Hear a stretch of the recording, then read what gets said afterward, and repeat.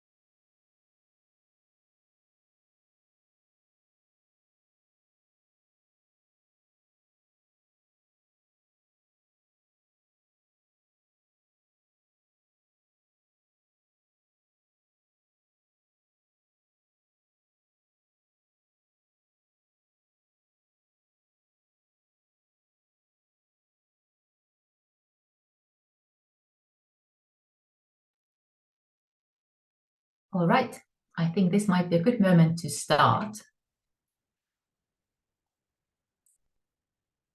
So, welcome everybody to this second webinar of the Nature Positive webinar series. My name is Marianne Kettunen. I'm a senior policy expert and advisor at the Trade Hub project, and I'll be your facilitator today. Before we start on the topic of today, which is marine resources and fisheries, let me give you a little bit of context of the overall webinar series. So the Nature Positive series is a cooperation between a number of key institutional organizations and initiatives working on the intersection of nature and sustainable trade. So these organizations and initiatives include the Trade Development and the Environment Hub, Trade Hub for short, that is funded by the UK and led by UNEP World Conservation and Monitoring Centre. They also include the UN Environment Programme UNEP, WTO World Trade Organization, International Trade Centre ITC, and Convention of Biological Diversity CBD. And also, last but not least, we have the UN Conference on Trade and Development, UNCTAD, with their biotrade initiative supporting this webinar. And this time also we have a guest support from the UNCTAD Oceans Economy Programme joining us well today. So UNCTAD has been, for this particular webinar, a key supporting partner getting us off the ground. So thank you for the UNCTAD partners on that. The purpose of the series is to explore how trade-related policies and measures can support the implementation of the coming global biodiversity framework. The series is a part of several events and discussions organized by us, the co-organizers on this theme since last year. And I always want to emphasize that as such, this webinar and also all the other events and discussions ongoing are really a sign of increasing interest from all these key organizations to explore trade and environment nexus explicitly also from the biodiversity angle. So it is a show of interest to be really part of these discussions intersectionally between organizations. As the title of this event and series indicates, we are talking about nature positive trade. We haven't really defined what nature positive trade consists of in great detail. With this term, we simply broadly want to refer to trade that supports the implementation of both the global biodiversity targets and also sustainable development goals.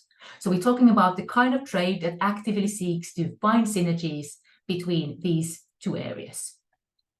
So nature positive trade, it can take different forms and shapes across countries and regions. Different policies and instruments can be used to achieve it, as long as the outcome is supportive of the globally agreed biodiversity objectives and sustainable development. So that is the kind of umbrella that we are laboring under when we talk about nature positive trade.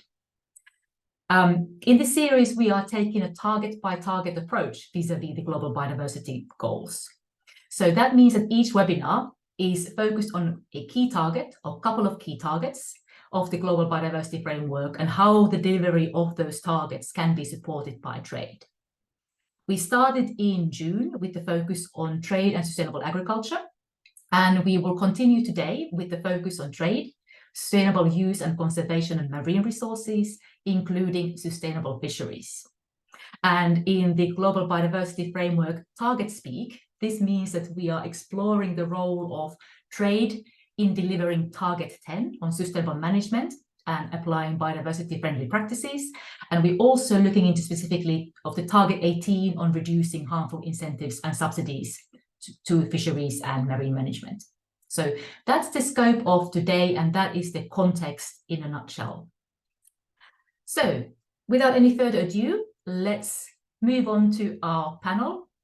And just a very brief introduction to today's lineup. We will start by exploring how trade can be used to support conservation and sustainable use of marine resources in a broader context first. We'll be looking at different means and ideas and ongoing activities to do that, possibilities to scale those up, and then also looking at perhaps what standards are currently being used to support sustainable production in the marine context and how they work with trade. And then moving on from there, we will be taking a deep dive into the issue of harmful fisheries subsidies, or rather getting rid of the harmful fisheries subsidies. So talking about the WTO agreement on fisheries subsidies. So hopefully there will be some time for questions at the end. So from the audience, please use the QA box. Feel free to also put resources in the chat, and we'll be picking those up as we go, or indeed towards the end of this session. And I also do hope to encourage our panelists that if you do see a question or QA coming towards you in the chat and you are not in the speaking mode, please do take a look and feel free to answer that as well individually. So with that, very short and sweet introduction, let's start our roundtable of discussions today about how can we use trade-related measures on marine resources and fisheries to support the delivery of the biodiversity goals that we have now. So, as a first member of our roundtable today, I would like to welcome my good colleague, David Vivas-Egi from UNCTAD. David is the acting interim chief of section at UNCTAD and working at the Environment, Climate Change and Sustainable Development branch at UNCTAD. He's also known as the key person at UNCTAD working on blue bioeconomy and also blue economy sectors more broadly. So David and I, we're going to have a bit of a discussion as to what he has learned over the years, and also looking into the crystal ball, what can be happening moving forward when we think about our blue economy sectors and how they can be leveraged towards delivering biodiversity targets. And biodiversity targets, we mean conservation and also, very importantly, sustainable use. So hello, David, very nice to see you. Good afternoon, Marianne. It's a real pleasure to be here with these wonderful colleagues. I think, well, you tell me if you have questions and I will tell you, I have a question for you. So I think my first question is a really broad one, but if you could just kick us off by giving a bit of an idea, what kind of target 10 supporting measures, so measures to support sustainable fisheries and marine resources use, could we adopt as part of the different blue bioeconomy sectors? So I know UNCTAD has done a lot of work in here. So what kind of measures do we have in our, what I would call it, measure toolkit? What have you used and what has worked? Fantastic. Yes, as an introduction, I think target 10 and target 18 of the coming Montreal biodiversity framework are two faces of the same coin. One talks about positive incentives, trade being used as a positive tool. The other is about reducing, phasing out harmful incentives or activities, obviously fishery subsidies being perhaps the most important one. Now, I'm going to be focusing my comments on the measures more on the positive side. We have very good speakers on the harmful incentives. Here, target 10 is very special because it talks about sustainable use, restoration of ecosystem, but also of benefit sharing, all at the same level, same footing. In that sense, UNCTAD has taken an approach since the adoption of SDGs, especially on SDG 14, and you can clearly see that target 10 is built on SDG 14.4, 14.7, and B. And basically, the measures that we have to implement here are management of species, stocks, but also ecosystems, which is a more complicated equation. In terms of what we have done, we have taken a specific approach on the ocean economy, blue economy, looking at the tradable, meaning goods and services that are being traded across the border. We have developed our own classification based on UN Trade.com, basically 6 good sectors, 6 services sectors, and 1 hybrid sector, which is energy, basically looking at the trade flows and what will be the potential or the challenging elements in managing these resources. Now, after having all that, and we have already done the estimates of the ocean economy, 2.5 in 2018, right now is 1.8. It went down severely with COVID, but recovering quickly. We're using a set of 2 tools at 2 levels to be specific. One, at the tradable sectors level, big ocean sector, whether fisheries, vessel construction, maritime shipping, ecosystem services, coastal and maritime tourism, etc. Those are broad sectors with complexity that implies millions and billions in trade, millions of people involved, complex regulatory and technological challenges, big impacts of climate change, and we analyze them through what we call oceans economy and trade strategy, and we have had examples. Examples of the measures being implemented through this type of tool, we have several. This is namely, again, macro sector, and we have worked with all coastal fishes, for example, in Belize, for all the small scale and medium scale, more than 50 species, and we have done for the first time ever a multi-species stock assessment of more than 50 species that are in an ecosystem, which are coral reefs, mainly catch by certain users and beneficiary stakeholders, mainly small-scale coastal fishers, and we develop a framework to support them to assess several risks, including climate change, overfishing, type of species, reproduction, life cycle, etc. And we gave them the plan, and by the way, we led women, the wives of the fishers, to implement the plan, and that has proven to be more effective than any fisheries officer being there. The second example that we have on that macro level, we developed in Costa Rica collective brand trademark for all the fisheries and aquacultural products being produced, harvested, or farmed sustainably by all the associations in the country. That was quite a challenge. More than 60 enterprises and producers, more than 3,000 fishers and actors, from the capture to the export. And they developed their own framework based on the FAO Code of Conduct and several international agreements, plus their own sustainability and social responsibility standards. They adopted the criteria, they certify themselves, they label themselves, they sell themselves, they market themselves, so no middleman. So it goes directly to the export markets, trying to keep all the benefits to the value chain. That's the benefit sharing. That's the first level of intervention of type of positive we have. The second level, much closer or direct on biodiversity, what we call blue biotrade. And here we're focusing on value chains, mainly of biodiversity-based products, marine biodiversity-based products, applying the biotrade criteria revised in 2020.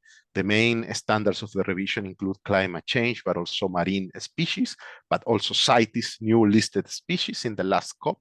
So it is very precise. We tested that in a pilot in the Organization of East Caribbean States in 3 countries, St. Lucia, St. Vincent, and the Grenadines and Grenada, and we focus on Queen Conch. And here the approach is very special because we're talking about low volume biodiversity-based species, so you don't extract a lot, but very high value. So these are delicacies. So basically, we're focusing on not extracting a lot and manage what we can extract, but also extracting the highest value possible for the value chain. And the idea was to legalize and formalize the value chain in line with all CITES requirements, export and import permits, and enable the producers to sell their products at the highest price possible, and at the same time introducing management measures. We did the stock assessment, we set the regulation for closed seasons, we set the regulation for volume, for maturity, and also we set the social regulations for divers, because these are very selective fisheries. So in sum, here we're protecting the species, but also the fishes and the ecosystem at the same time under this approach, which is quite creative and also linked to restoration of the species and the ecosystem. As our colleagues know here, in marine species, more than 30% of the species are depleted.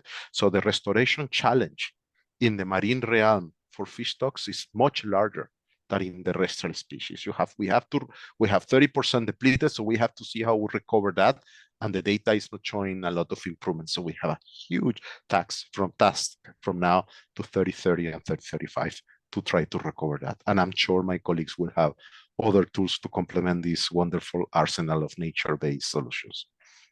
Fantastic. Thanks, David. So let me play back to you and you tell me whether I understood it correctly. Because what I'm hearing is the UNCTAD approach, which could also be adopted more broadly, is you kind of working both from top down, so that what you call macroeconomic approach. So we're looking at, a whole economic sector and marine sector, and trying to see how that can be made more sustainable, so it doesn't have negative impacts, but also can have positive impact as well. But then what I would call also working more kind of like bottom up with true A species, like, you said the queen conch, where you really address A species and its sustainable use by the means of trade, sustainable trade, and then by the species, you're also then impacting positively the whole ecosystem, right? So it's kind of like two-pronged approach, bottom and top down, bottom up kind of thing, right? And I see you nodding, so I'm kind of in the same right category. You said that you've been using these macroeconomic ones in Belize, I think, and in Costa Rica. Do you have any other areas? So just thinking about, how broadly does UNCTAD now cover different regions, and what's the possibility perhaps to snowball these and mainstream these further? David, we lost you somehow, I think. Sorry. Now we have you, yeah. Sorry, I was muted. I always respect the chair lady. Basically, we have pilot that in the Caribbean and Central America. The other countries, Barbados, Blue Biotrade is also in the Caribbean. We will be happy to explore in other areas. We're trying to move right now to the seaweed sector because it ticks many of the sustainability boxes. But regardless of the approach you take, we have the two approaches because one is more for the country and big sectors, or it's more about policies. The other is about a specific value chain support. So they bring very different connotations, and you have to treat them differently because the scales are completely different, and the users, the beneficiaries, the interventions are completely different. And I think that's an interesting lesson for whatever WTO is going to do in the implementation of the WTO Fisheries Agreement. One is the regulation, the other are the regulated. So very, very, very different things. But there are 2-3 lessons that I would like to share with you on these approaches. One I think is very important for Target 10. Sustainability has a cost. It's not going to be easy to produce sustainable if you don't invest in the value chain, if we don't assume the cost of having traceability, control measures, limited extraction, stock assessment. All these things cost money. And there is an increasing reluctance. In the past, used to be more accepted by the consumer. Whereas with inflation recently, there is more reluctant for many consumers and companies to be willing to pay that. So we need to work with companies and consumers that are willing to afford that. The second is the issue of always we know, but the issue of inclusion and also buy-in by the different stakeholders. And that makes a big difference once you put them not only to do the assessment and bring a consultant, but also bring into the different measures being implemented and fund that for some time so they can enable and work themselves. It gives a totally different result. Third lesson is we cannot manage what we cannot measure. That's another lesson, not only for positive incentive, but also for negative. If you don't know what you are managing, it's going to be very difficult. You manage it. You cannot trace it. You cannot count it. You cannot control it. So very important for stock assessments, fish subsidies, data, etc. And finally, I think an important angle is that ecosystems in the marine realm are very different than in terrestrial. Everything you do is going to have an impact on the neighbor or the next species, etc. So the ecosystem approach is essential, and it's not an easy one to do. So you have to be very delicate in the policies you're recommending and in the implementation, because sometimes you may be solving one problem in one area and creating another in other. Thanks, David. One final question before we move on with the panel. Based on your quite long-term experience on this now, are countries, stakeholders interested? Do you feel that there's an increasing interest to this? Because, of course, that will give us a bit of an indication, and I trust your word on this because I know you worked on this for a long time, where we might be going towards the future and how much potential there is. Yes, that's a lovely question because I have a finding. Many of the stakeholders say, please don't send me more consultants to do more assessment. Just give me the technical cooperation directly. Yeah. So as we always say in value chain support, kill the middleman. In this case, they are saying, we need the support to really do the measures. We don't need just advice. We are tired of advice. So if you want us to do traceability, give us the tool, the digital tools and hardware and software to do the traceability. You want us to do the CITES permit, help us to have a software to do it online with a telephone, you know, identification of the species, submission online. We need to facilitate their life, you know. For example, on divers, they say, help us to get the certification, help us to get the social security. You know, you cannot just tell me and come to a country and say, there is no social security for divers. So what? Who's going to do it? When they are going to do it? So the next point is, I think any project that should be designed in these areas for the future has to invest 1/3 or less on assessments and 2/3 on the practical implementation. And that's not necessarily how the technical cooperation has been designed in the past. Yeah, so that sounds like that one needs to look into who's going to then be able to fund that kind of activity that you are hearing that is required to move forward for these measures, which seem to be obviously working to be really taken up fully and being at the full capacity supporting the target 10 and biodiversity moving forward. Indeed. And they want to yeah. do them. The last point Yeah. is the stakeholders want to implement them. They don't want to be implemented for them. Yeah, precisely. So, thank you. Yes. It's a very, very good point, you know, and a good point to finish. And thank you, David. Any questions for David, please, you know, put them in a QA in the chat. He's going to be with us until the end of the webinar, I hope. So you can use his expertise while he's here. But moving on a tangent, so I would love to bring in my colleague, Shamina Amarsi from ITC, International Trade Center, next. Shamina is advisor on sustainability standards and value chains at ITC. And she is the person that I tend to call upon when I want to talk about sustainability standards. And of course, when we talk about trade and sustainable trade tools to support biodiversity, sustainability standards are often at the core of that. We already heard that from David, you know, when he said that one of the key initiatives that UNCTAD has been supporting has been in Costa Rica to really have this national framework of sustainable fisheries standards put in place. But Shamina, thanks for joining us, double tasking between two webinars. Very simple question to you, simple from my side, complex perhaps from your side, is I would love to hear what is the framework for sustainability standards for marine resources at the moment, where we at, how can we improve the framework going forward? What are your views and what are your thoughts? Is the framework really busy already? We have enough standards, we just need to implement them. Are there gaps? What does that scene look like?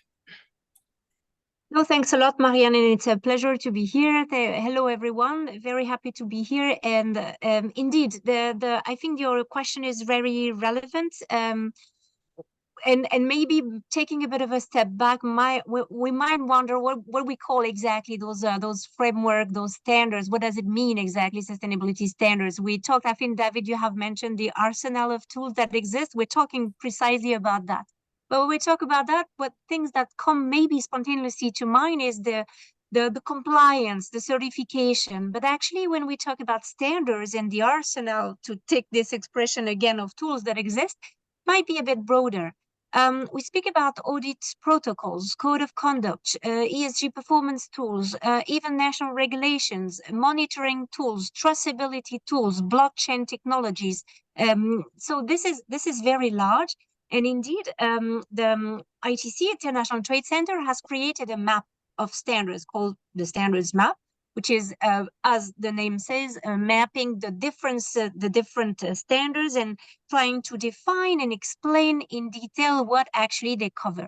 And what we have observed on what is concerning the difficult but yet full of opportunity topic of marine resources and what to be done in terms of sustainability on that sector, is that we've seen an evolution in terms of the thinking, in terms of the framework on what should be put in those tools and how these tools should work.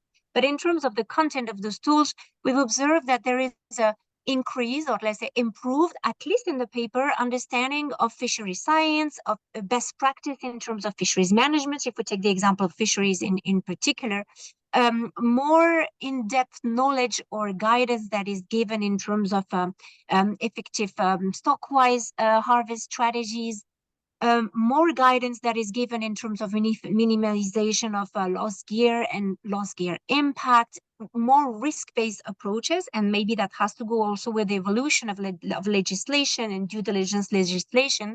We see emerging in the different standards more of a risk-based frameworks, so that different actors in the supply chains can implement that.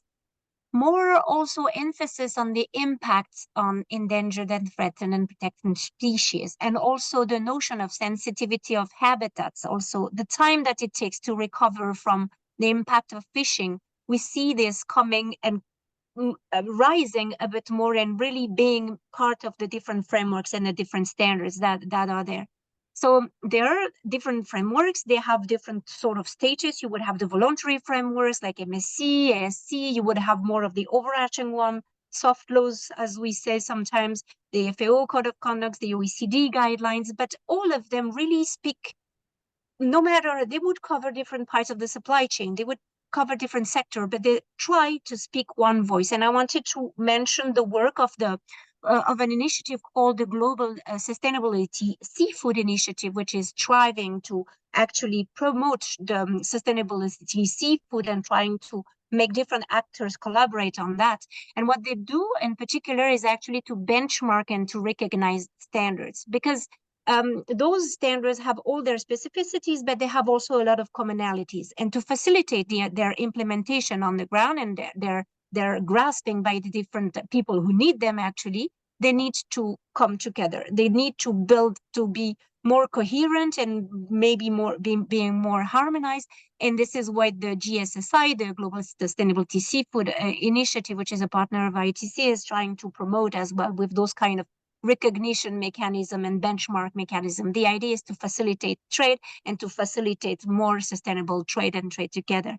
Now, to your question, Marianne, about the frameworks and the potential areas of improvement, one thing is, as just I said, the idea of the more harmonization, more alignment between definitions and approaches. But also what's interesting to look at is actually, we spoke about the what, but now the how things are implemented. So if you look at those sustainability standards in general, it's super interesting actually to see how they are being implemented on the ground. Do they come with capacity building programs as well? Do they have advocacy as well? What is their approach? Is this a holistic one, looking at ecosystem approach, systemic wise in general, or do they have more of a different topics of area of interest? And also, how they are designed in the first place, how participatory they are, who is in the governance mechanism of these standards, how, when they work with audit mechanism, how the audits are being made, are workers interviewed, how the workers interviewed are being done, how is it possible logistically to have really confidentiality. All of that we could really detail in detail, but it's key actually to look at, to be able to actually see whether that can be effective tool to really deliver change and an impact on the ground. So this is what I wanted to mention, a few elements there to continue on those conversations, and already to highlight the fact that yes, there are tools that exist, there are sustainability standards that exist that can accompany those measures and those implementation, but it's interesting also to see how they work together and how they work just in general. Super, thanks, Shamina.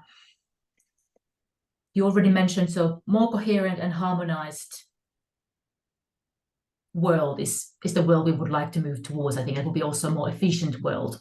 And you mentioned an initiative that is working on that. So if you have the time, you just pop that in the chat for people as well to find out, when we've finished the conversation, so they might be able to follow up and look into that as well. So there's an initiative going on, or initiatives going on, to try to support the coherence and harmonization. But then you talked about the implementation and how to do it. So improving the implementation of the existing schemes. In that space, how can we move forward? In your expert opinion, what kind of initiative we would need, or do we need more funding, or who should we reach out to certain key framework standards that would then be able to trailblaze a better sort of implementation mechanism. So I was wondering, like, what's the theory of change moving forward in that space, if you have any thoughts or ideas? There could be many, but one of them could be more of a participatory approach for sure, because sustainability standards, most of them or some of them are driven by, they're coming with leadership companies who are also looking at the risk assessment and reputational risk, and they're also operating in a certain scale. Now, if that's knowledge, if there is knowledge and if there is learning can be scaled up, and actually there could be partnerships between governments really at jurisdiction level, at regional level, then that sort of knowledge could be scaled up with more of enforcement mechanism and capacity building mechanism. Because one thing is to set up a norm, the other thing is to implement it. And this is where the gaps are, most probably, but this is also where the needs are. And also the idea would be also to design, the more participative those tools are, then the more accessible they are, the more they will be used.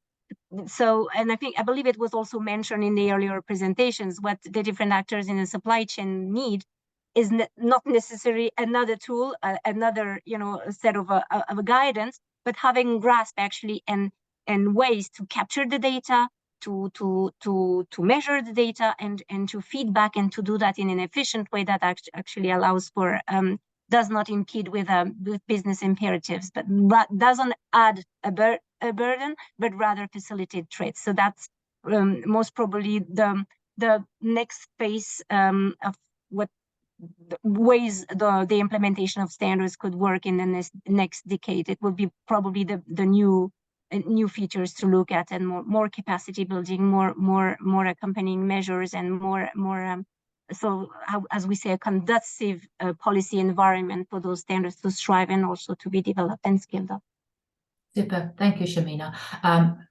David, I don't want to put you in a spot. I'm not doing that, but I thought I'm going to give you the opportunity, if you do want to now a bit later, maybe in a chat, to reflect on the lessons learned from Costa Rica as far as you know them. It's obviously getting a standardization happening on a national scale is quite a big deal. Like, that's compared to having it through a company, through a value chain. So do you want to come in now? If you do, or otherwise, you can take a chat. It's entirely up to you, but I think it will be nice to. I think we can go to the end. Let's listen to other experts, and we'll come back at Absolutely, thought as much. But then there's also a question in the QA box asking, is stopping fisheries or stopping fishing on the table? I'm interpreting that question twofold. Obviously, we're going to be moving on to stopping the wrong kind of fishing next. So talking about the fisheries subsidies and harmful fisheries subsidies, but perhaps in the context of the standards and the frameworks that you two have been working on, if you have any answers to that question in a QA or in a chat, vis-a-vis existing standards. So for example, are there some standards that or approaches that would include temporary fisheries closures, for example? Because Shamina, you did mention more risk-based approaches moving forward. So maybe that's something that you could, if you could kindly reflect vis-a-vis that question that was asked. But with that, I leave you at peace. I thank you for now, giving us a bit of a overview, but also some snapshots, what we can do in this broader space of supporting conservation, sustainable use of marine oceans resources through different means that are linked to trade, sustainable use, including the standards. So thank you so much, colleagues. And we will move on to the second segment, very important and interesting segment of our discussion today, which is about the WTO agreement on fisheries subsidies. So just a little bit of an introduction first. For those who are not experts on trade, the WTO agreement on fisheries subsidies, or just often referred to fisheries agreement for short, is a reference to agreement reached in 2022 on the prohibition of harmful fisheries subsidies. So prohibiting harmful fisheries subsidies moving forward. And just because this had puzzled me greatly in the past, subsidies in general are part of the WTO mandate because, in short, they can distort trade. So that's why the subsidies discussion are really core and center of the discussions on trade and international trade. If you're working towards this from the national angle, sometimes this question might be asked. And this fisheries agreement is notable in many ways. Firstly, it's a pioneering multilateral agreement on ocean sustainability, and it has a significant possible impact because harmful subsidies obviously play a key role negatively impacting conservation of the marine ecosystems. We know this. So pioneering agreement, ocean sustainability, possible significant positive impact. And it is also the first WTO agreement that focuses, so it also is pioneering in that respect.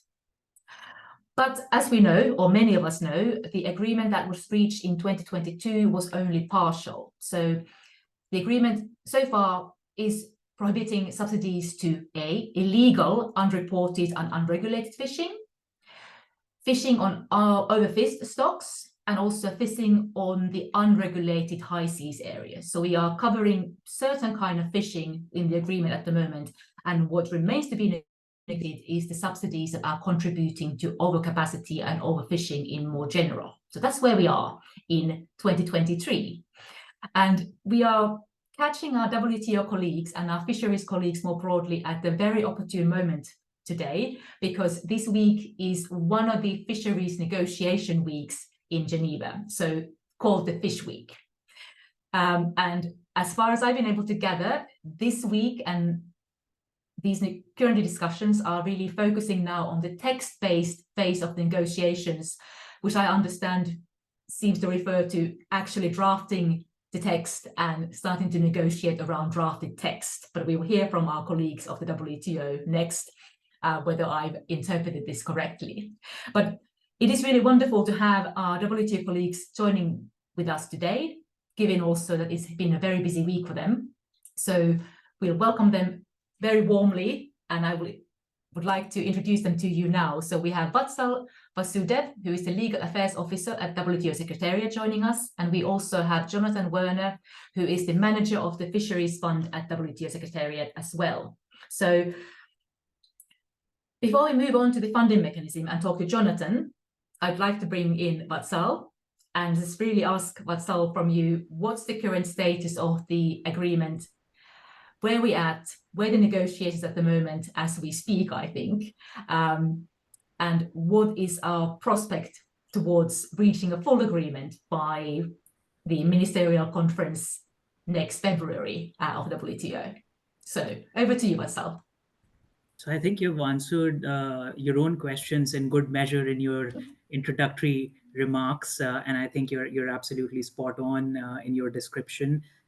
So just to repeat what Marianne has already said, in brief, we already have a good part of the fisheries disciplines in the form of an agreement, but there were set of disciplines upon which members could not reach agreement last year, which is when the first wave agreement, the so-called first wave agreement, came into being. And those issues are the subject of what has come to be called second wave of fisheries subsidies negotiations. And therefore, in response to the question as to what is the state of play as regards fisheries subsidies at the WTO, the answer could be bifurcated into a description of the state of the first wave agreement and that of the second wave negotiations. So as regards the first wave agreement, as Marianne mentioned, this was concluded in June 2022. It was truly historic agreement for many reasons, importantly because it was the first WTO product that regulated subsidies or any economic policy for that matter on the basis of its impact on sustainability rather than on the basis of its impact on international trade. However, that agreement is yet to enter into force. That will enter into force once 2/3 of WTO's 164 members deposit their instruments of acceptance with the Director General. At this time, this number is 43, which includes several members of the European Union. And later this month, in preparation towards the ministerial conference, the Director General has convened what is known as a senior officials meeting, in which several members are anticipated to be submitting their own instruments of acceptance as well. So there will be a leap in the number of instruments of acceptance that have already been received in the next couple of weeks. So that will take the number of instruments required, assuming everything goes as foreseen, to about 50%.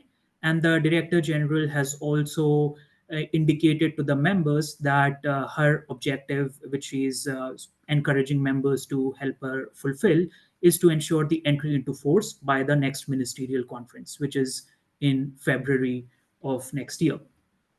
So that's sort of where the phase one or the first wave agreement stands. I will leave it to Jonathan to step in after me to explain how members can start implementing their obligations pursuant to the first wave agreement while leveraging the various forms of financial or technical assistance that they can avail themselves of. And before that, I would like to address the issue of where the second wave negotiations stand. So, this, as Marianne also rightly pointed out, is discussions or negotiations among members, principally to resolve the issue of how they can identify and prohibit subsidies that contribute to overcapacity and overfishing. And yes, this is a fish week. And members have been gathering for so-called fish weeks since the beginning of this year when the second wave started.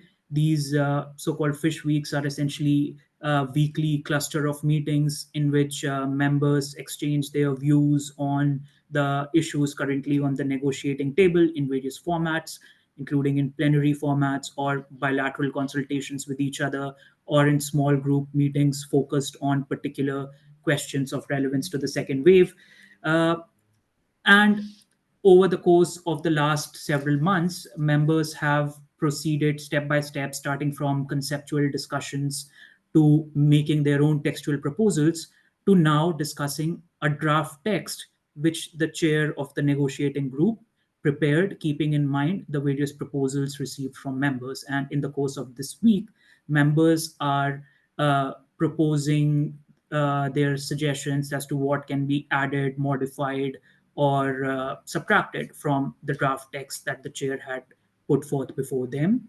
And we have had only one day so far in this week, but it went very well.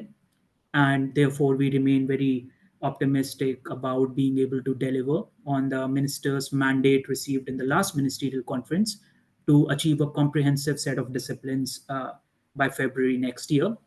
Uh, However, there are still some divergent views among members as to how best to resolve the outstanding issues. So, at the moment, in the chair's draft text, the approach to identifying subsidies that contribute to overcapacity and overfishing is based on a list of subsidies, which prior academic research has shown is likelier to give rise to excess capacity or to contribute to depletion of fish stocks. And there are divergent views as to whether the items listed in that particular list really are harmful or not. However, other members point out that the list is illustrative. So even if some item is removed from the list or is not there in the list from the beginning, doesn't mean that type of subsidy is necessarily permitted. And also, just the fact that there is some item, a type of subsidy is identified in that list does not necessarily mean that it is under all circumstances prohibited, because the main prohibition is subject to sustainability based qualification under the draft text, whereby if the member providing the subsidy could show that it has implemented measures to maintain stocks for which subsidies are being provided at a biologically sustainable level, then the subsidy in question may not be prohibited. So there are discussions about the appropriate degree of strictness in respect of the sustainability-based qualification. Some members say that, well, this might be a loophole if it is overly liberal. Some, on the other hand, say that if it becomes too strict, then there may be concerns about the ability of certain members to make use of it, which brings me to the next big set of issues which are on the negotiating table, which pertain to special and differential treatment for least developed and developing country members. So in the draft text currently, there are various special provisions for developing country members, which give them some flexibility, keeping in view the particular challenges that they face. So, for example, there is a provision in the draft text currently which foresees a transition period during which developing country members will not be subject to the main prohibition and will be preparing themselves to take on the prohibition in a certain period of time. There is a proposal from several countries, which is also reflected in the draft text, to exclude members with a de minimis level of share in the global catch. And the precise figure as to what would constitute a de minimis share in global catch based on which a developing country member may be excluded from the discipline is still under discussion. The most commonly referred to figure is 0.8%. So there is a lot of discussion among members as to the appropriate basis on which developing country members must have some flexibility from the main discipline itself. And it's hard to say where the landing zone would be, but certainly the debate on these issues is very, very lively right now. Finally, there are one or two sort of issues going beyond merely overcapacity and overfishing, which have been put forth by some members, for which a placeholder has been set aside in the draft text. Now, this placeholder does not have any definitive provision, but it merely indicates that in the space set aside through this placeholder, additional disciplines may be added if they are advocated by some members, and these disciplines possibly could be those relating to non-specific fuel subsidies. Now, the WTO generally is concerned with regulating specific subsidies, that is, subsidies which are provided to specific industries or specific entities, as opposed to subsidies that are available to the population in general. And one more type of provision that is under discussions is whether members should be obliged to be transparent about the use of forced labor in their fishing operations. So this is an overview of the various issues in the second wave and where things stand on fisheries in general. Fantastic. Thank you so much, Vatsal. That was very usefully detailed. First of all, I take from that the current mood is tentatively optimistic towards reaching to full agreement going into the second day of the fish week. So that's great. And then just reflecting more broadly to everybody listening, it can become quite detailed when we start to talk about lists. But if we do get such a list going and actually accepted for farm for fisheries subsidies, it's quite a big deal. It's a big deal for the fisheries, even if there were loopholes left there, because then you have something tangible to work on. But I also personally expect that it is a big deal also more broadly, because then it can be used as a template to move forward with other subsidies, to look at how did we do it with fisheries, what kind of processes we need to have in place that we could get countries on board and so forth. So that's the way I see it as well. It is for the fisheries and for this target 10 element, it's important, but also more broadly as a process and as pathway to forward that can be looked at. But that was just my reflection before moving on to Jonathan. So fisheries agreement comes with an instrument to support to fund it, as Vatsal said. So could you just very briefly brief us on what is the fisheries funding mechanism, where we are with the implementation, the status, and also perhaps reflecting a little bit how it could be useful vis-a-vis synergies with biodiversity objectives. Because of course it is for sustainable fisheries first and foremost, but I think there can also be biodiversity synergies to be achieved. So with that, Jonathan, welcome. No, thank you very much. And I should before speaking apologize because I have a terrible cough, so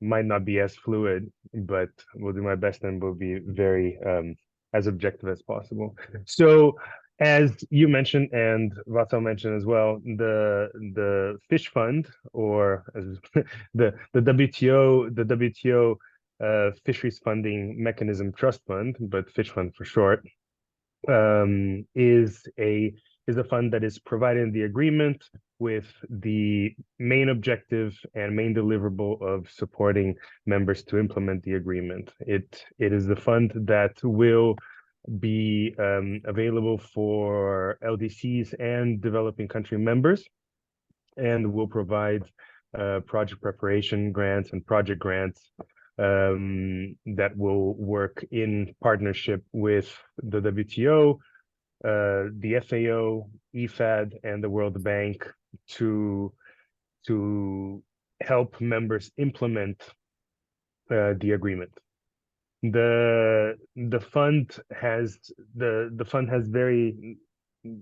are the very clear objectives, and it will largely support three main areas of. It is envisioned that the fund will support three main areas of intervention through technical assistance and capacity building, largely in the area of data collection and reporting, interagency coordination and helping countries adapt the legal frameworks to align with the agreement, and support fisheries management, including improvement of control and surveillance, including measures to prevent IUU fishing.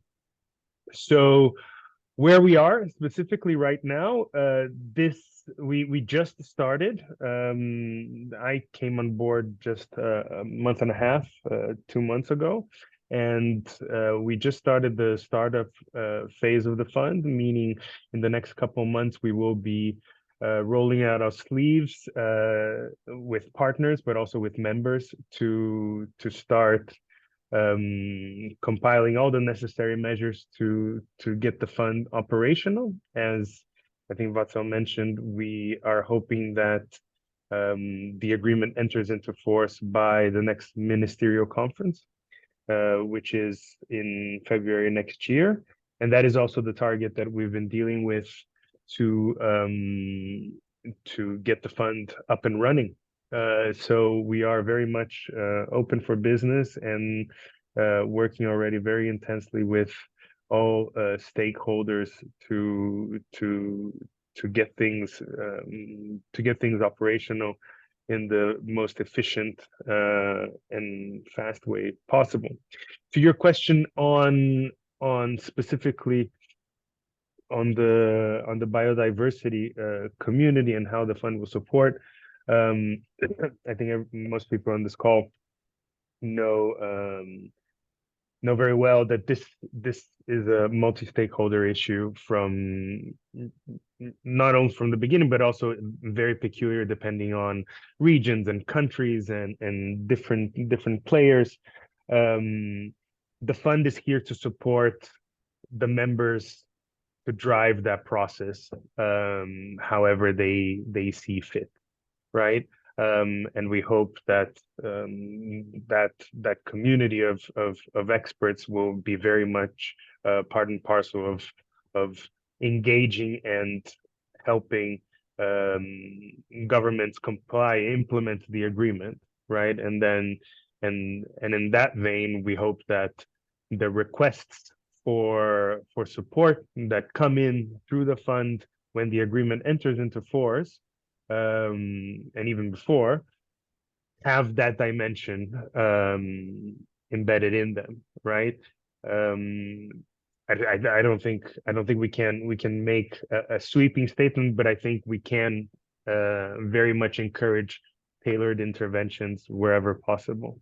Yeah, right? Fantastic. So in a way, Jonathan, kind of, if I would be speaking to biodiversity community, having heard you just say that, I would say that try to get engaged, see what is happening in your countries, and try your best to get engaged, because certainly working in the conservation space, sustainable management space, people are looking at new opportunities to fund sustainable management all the time. So to me, this feels like a funding instrument that could be perhaps supporting really also Target 10 appropriately in many developing countries. So get engaged. Kind of linking onto that, maybe, Vatsal, if I can ask you as well, thoughts on towards the biodiversity community, so community that works on conservation, sustainable use of the ecosystems beyond fisheries. Any thoughts from your side as to what such a community could be supporting, how such a community could support the negotiations ongoing now? So thinking about, for example, your list, is there something that the community that works on sustainable conservation of ecosystems and fishery stocks could engage? What kind of information could they usefully provide to support the negotiations? So I think one way in which the biodiversity or sustainability community can really help with the fisheries work at the WTO is to advocate governments to ratify the agreement as swiftly as possible, because this agreement will have tangible benefits even for landlocked countries, because they may not have any subsidy programs for fisheries because naturally they're landlocked, but they still depend on fishes being caught elsewhere for their food security. And therefore, if even such countries are able to ratify promptly and deposit their instruments, that would contribute a lot to ensuring that the disciplines kick in and the agreement starts to deliver real world benefits. So I think advocacy in terms of enhancing awareness among governments and civil society regarding the importance of this agreement to ensure the quickest possible entry into force will be a very sort of tangible way of contributing to this work. A second way in which the community could be of help is to encourage governments to be more open with information regarding the subsidy programs that they have in respect of fisheries subsidies. So normally the governments who are members of the WTO are required to submit notifications declaring the subsidy programs that they have, including for fisheries subsidies. However, the compliance rate with that obligation is not very positive, let's say, and that creates challenges in terms of coming up with regulatory response to subsidies, because the more information you have, the more transparency you have, the better your response to the challenges associated with that information will be. And thus, I think there is a need for members who are of course governments, as well as for civil society and the sustainability community, to really strengthen the discourse on the need for more openness in respect of subsidy programs for fisheries subsidies, and of course for any other fisheries programs related to any element relevant for sustainability. Fantastic. Thank you, Vatsal. Very clear two possible ways to support, even if coming sort of, not from the midst of the fisheries committee or trade community or trade community as such. Thank you so much. Thank you to both of you, particularly, as said, given that, the busy week that you are having, joining us and, giving us an update. And if you are, when listening, have any questions to WTO colleagues, feel free to pop them in the QA, and we'll try to pick them up as well. It is a quite unique opportunity to be able to ask people questions on negotiations happening in a real time. But moving on, I would like to now bring in, still staying with the important subject of the fisheries subsidies and how to address that and move forward and leverage this opportunity we have now with the agreement. I'd like to bring in Vicente Yu, who is international lawyer and UNCTAD consult as well. Hi, Vice, welcome. And I've invited Vice to join us today to tap into his intelligence when it comes to countries and countries' views and approaches towards the fisheries agreement as it is.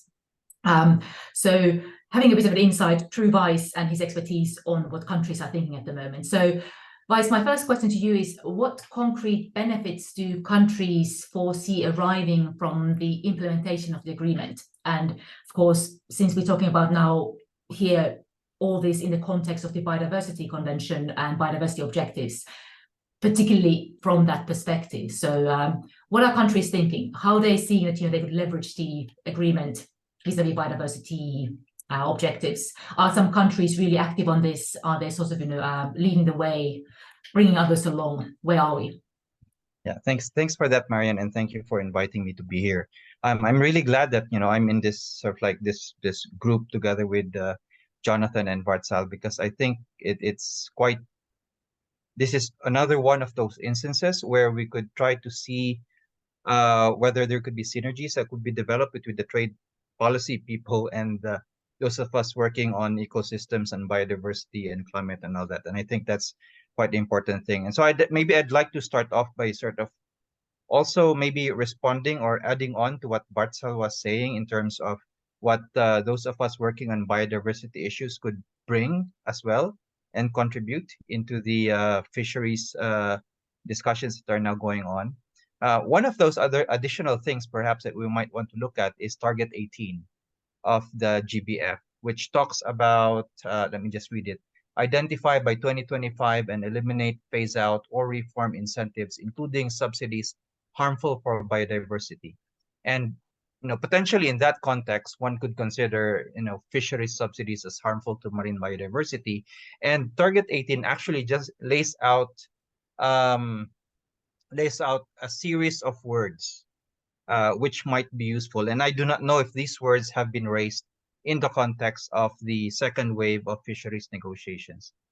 With those words being that when you do the elimination or phase out or reform of these subsidies, for example, relating to fisheries or marine biodiversity, they have to be done in a proportionate, just, fair, effective, and equitable way. Right? So it's not simply about efficiency. It's not simply about the economic aspect of it, but a lot of these normative terms that sort of like might need to be reflected in. And maybe this is one way, because Target 18 was hard fought. I remember in Montreal, it was hard fought, and it's essentially the same governments. And so maybe it's something that might also need to be reflected in the context of the second wave negotiations. Now, that said, what are governments looking for, especially from developing countries, right? And that was the question that Marian was looking for. And I was reading through it. I was trying to reflect on sort of like what we've done in UNCTAD in terms of some of the work that we had been doing in trying to develop a more focused blue, bioeconomy, biodiversity approach on the oceans. And I think one could encapsulate what countries are looking for from the fisheries subsidies agreement and other initiatives that do this in 4 letters, SEEC, which means seek. So we are seeking for something. So first S would be we're looking for we're looking for support in terms of sustainability policy approaches. What is that? What is that? State of the art when we talk about sustainability policy approaches in terms of marine biodiversity that integrates different policy regimes together, so that you do not arrive at a segmented or sectoral approach, but really integrating that into development policy.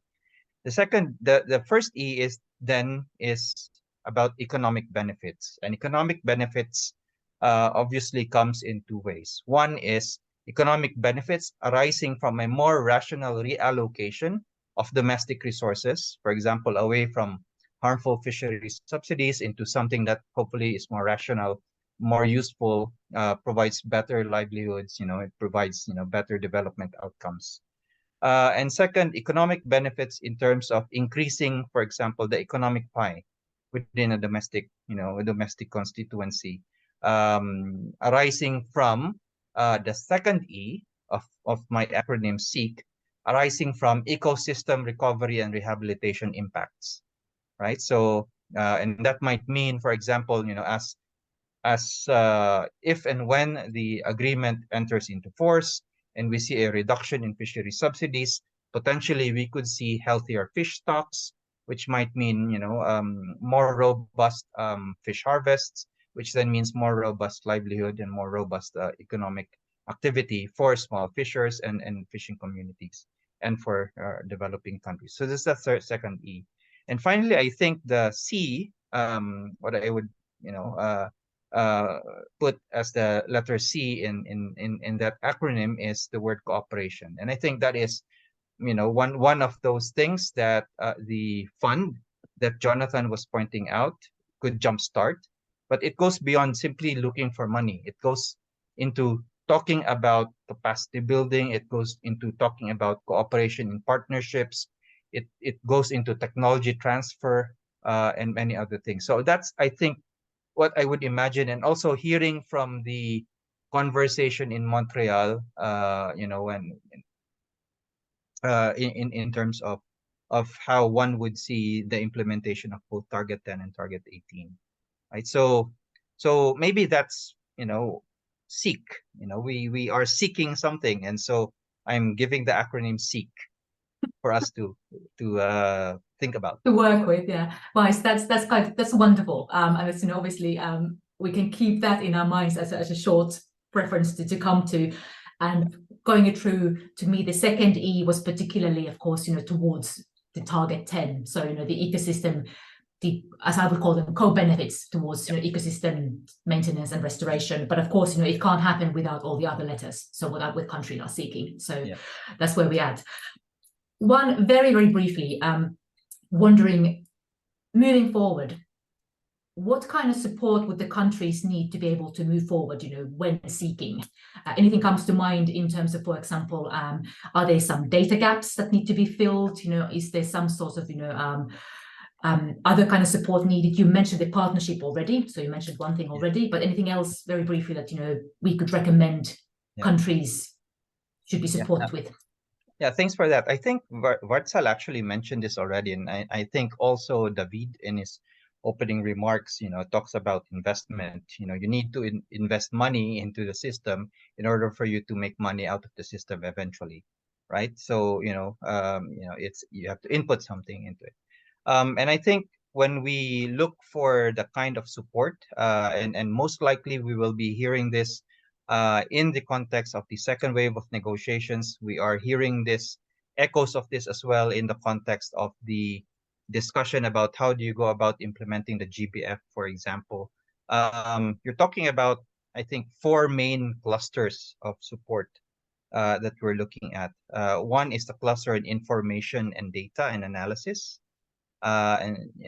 Which means, how do you collect data? I think Shamima was pointing this out earlier as well.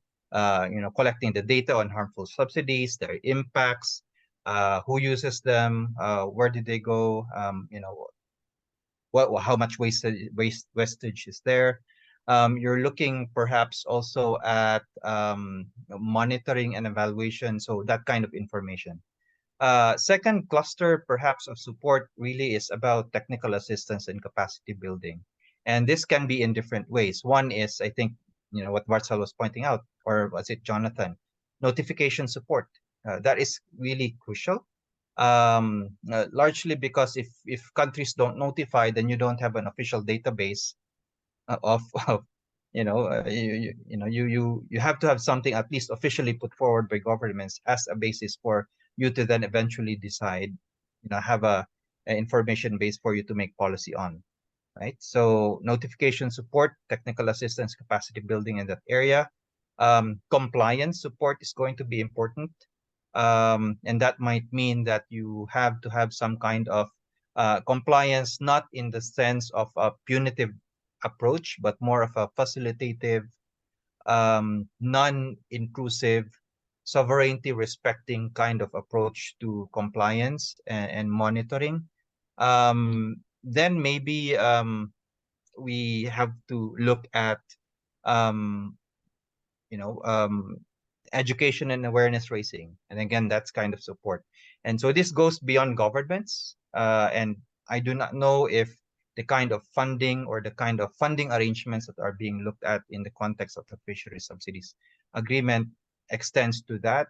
But definitely one would need to then engage stakeholders in local communities, fisher communities, to get them to also buy in, into the change in policy and regulations. And finally, of course, the partnerships, which are quite important. And that means from local to global, So those of us working here at the global level, I think we also need to listen to communities, to fishers, to understand what the impacts are and how we move forward to make sure that their needs and their concerns are reflected in national policy making, and international organizations come in to support those.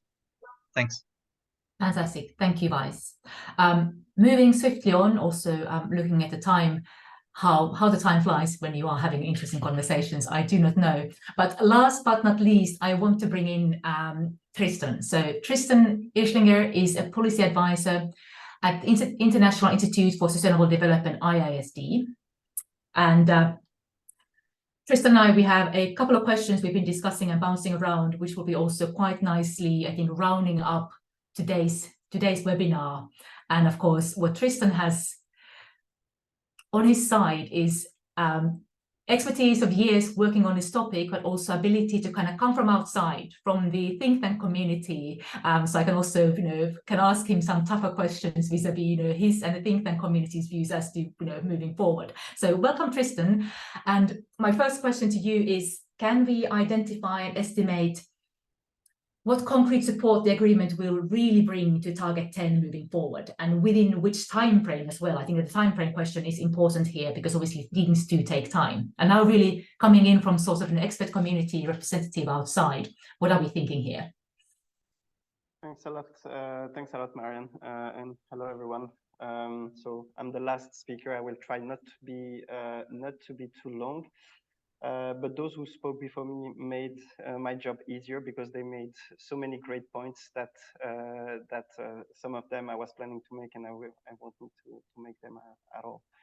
I think that's a very good question you asked, Marianne, and it's actually quite difficult to answer, because I think that estimating and quantifying precisely the impact that the agreement on fisheries subsidies will have is quite difficult, in particular because this will very much depend on how the new rules are implemented by WTO members, right?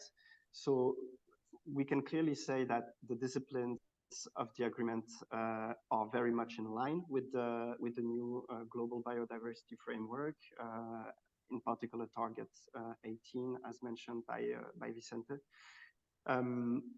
And this target really calls obviously for the elimination, phase out, or reform of incentives that are harmful, naming subsidies specifically. And that's essentially the core objective of the new subsidy rules that have been agreed at the WTO, right? It's to curb subsidies in the situations where fisheries subsidies are the most harmful to the sustainability of fish stocks. So the link with biodiversity here is extremely clear. Because overfishing negatively affects not only particular fish stocks that are targeted in particular fisheries, but also the species that can be caught as bycatch, and as was discussed already, more generally the entire ecosystems that these fish species are part of. So that's why those rules are absolutely essential, because they really target the situations in which the impact of subsidies is the most damaging.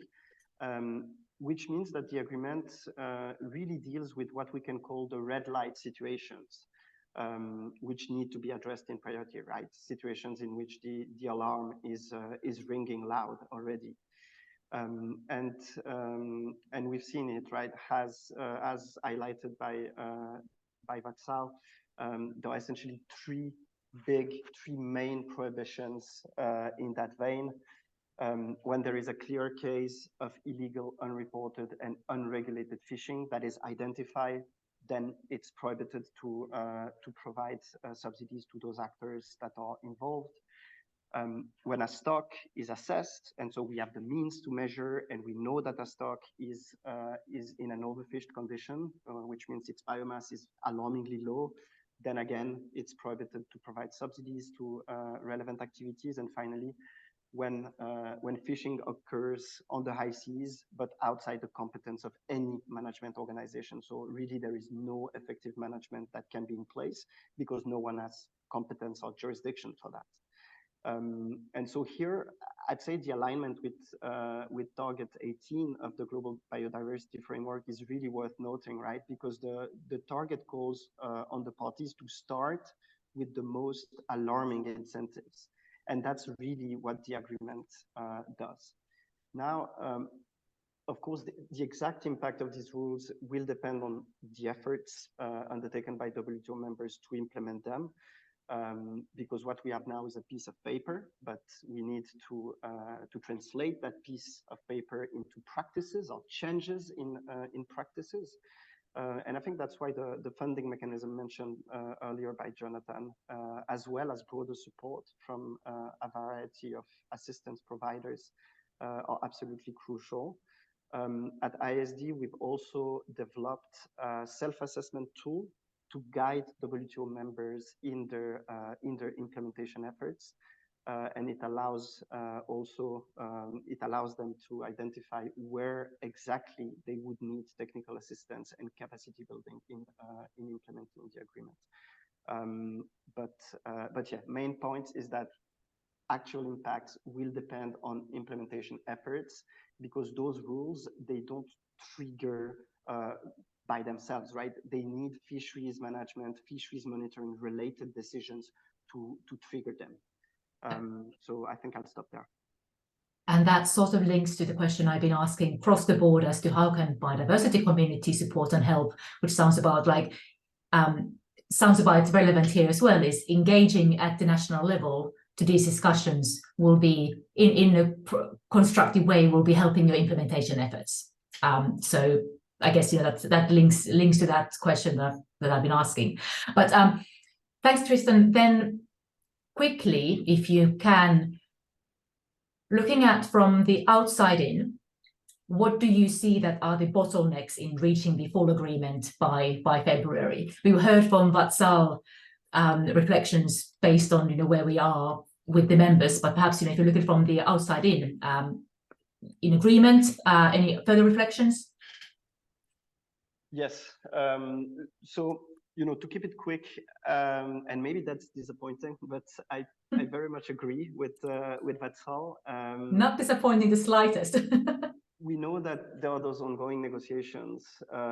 They're very important because, as I said, what the existing agreement does is really dealing with the red light, super alarming situations. But there are still no rules to discipline subsidies in all the other situations, right? In particular, when there is no clear determination of IUU fishing, when there is no clear assessment that a stock is overfished. And we know that in these situations, subsidies can still have very harmful impacts. So that's why it's really important to complement the existing agreement with those more general rules. And we can really see those negotiations as an opportunity to address more directly the root cause of the problem, right? Here, I mean, overcapacity and overfishing, and not only the most acute manifestations of that problem. That's because the problem really starts when there is excessive investment in a fishery and when incentives are provided to fleets to fish beyond sustainable levels. On how the process is going, and to answer your particular question, my personal sense is that for the moment, they're going as well as they can, and that I do not see any real bottleneck, any real problem that looks impossible to solve yet, right? So there are, of course, divergent views on a number of issues, but discussions, I would say, have been quite constructive so far, and there is a general willingness among members to engage constructively in the negotiations. So So yeah, I agree with the overall assessment that so far so good in that second wave of negotiations. I wanted maybe to highlight just two aspects that I think will be key in concluding those negotiations. The first one has been touched upon already by Vatsal, and it's this question of balance between the main prohibition and the management exemption that's attached to it on one side, and on the other side, the flexibilities, the exemptions that are granted to developing countries as special and differential treatment. So that's really one of the key political questions that will need to be solved by members. And the second aspect, which is related to that, is that I think members will need to be genuinely ready and able to come to the table in a compromise seeking mood, right? They will need to be able to depart from their ideal solutions to consider what others are asking, and together to find some middle ground. And that's because a lot of the positioning until now has really been centered around purely defensive considerations. So to find a real compromise with others, I think members may now need to ask themselves what efforts they can make themselves, what policy change they can commit to, and what real value they can put on the table so that others do the same, and everybody feels like there is something meaningful to be gained, right? But this again is a very political question. So I'll leave it there. Thank you, Tristan. And even this quickly, as because this was still one of the questions for you. What can biodiversity community do to help? We've already identified that supporting meaningful implementation of the agreement on the ground is something, but anything else? And Vatsal, I see your hand up as well, so I will briefly give to you after Tristan has given us his final fairness. So here again, I agree. They can very much engage and support not only ratification of the existing agreement, but also implementation. And so that has been noted. I would add to that I think there is also a role in reminding their governments or their respective government agencies that are in charge of negotiations that they think that concluding additional rules is important as well, right? That the current agreement is an important first step, but that it's not over, and it needs to be complemented by additional rules to discipline subsidies that contribute to overcapacity and overfishing more broadly. And frankly, that's something we've heard very directly from some negotiators here in Geneva, right? That they need external pressure from the group, from the public, from the civil society, to keep them in check, essentially, and to remind them that what they are doing is important and that a result is expected also from the outside. That is important and very commonly recognized, in this space. But Sal, you had a quick reflection, please.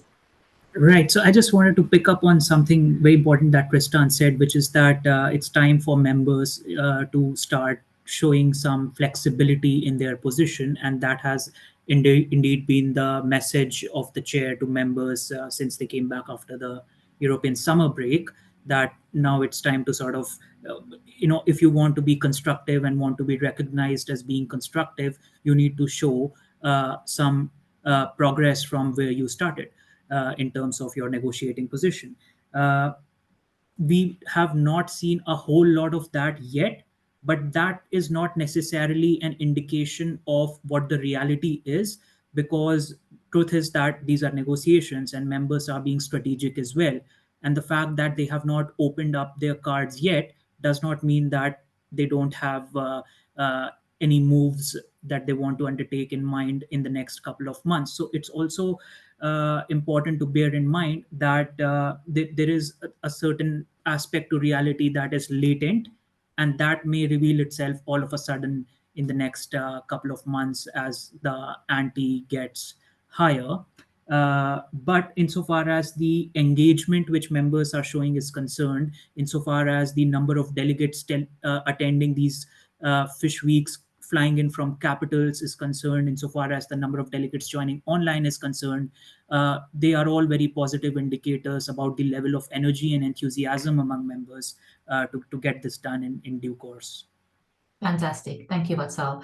And thank you for our fisheries/fish week panel, now that it's running to an end. It is also always rather heartening to see that the science and the think tank community, and also the more sort of at the heart of the policymaking community, are quite on the same page and looking at things in a similar way. It means we've done science policy interface well. So that's kind of what I'm also taking a message from here, and obviously fingers crossed for good progress. With that, and before we close, I would just like to reserve my thank yous for a few minutes later, but bring in my colleague Lika Sasaki from UNCTAD Biotrade, simply to give free reflections from UNCTAD's side, given that having that UNCTAD has been really supporting this particular webinar and putting it together. So I invited Lika to say a few words at the very end, very briefly, before we thank everybody and call it a day. Oh, thank you, Marianne, for bringing me in. I'll be very brief. So as mentioned, my name is Lika. I'm from the Biotrade Initiative at UNCTAD. The great thing about doing these closing remarks is that I get to participate in this session more as a participant than as a speaker. And listening to everyone speaking, I found it quite interesting that this particular session brought together two very crucial topics when we talk about fisheries. One side on value chain development, standards, ecosystem restoration, and we were also able to see the other side of the core issue when talking about fisheries, which is subsidies, and all the updates that's currently unfolding at the WTO. I found it quite noteworthy to see what policies, what agreements, mechanisms, and strategies have already been put into use, but what is also lacking and what could be done for the next steps, especially in terms of looking at it from the perspectives of delivering the target 10 of the GBF.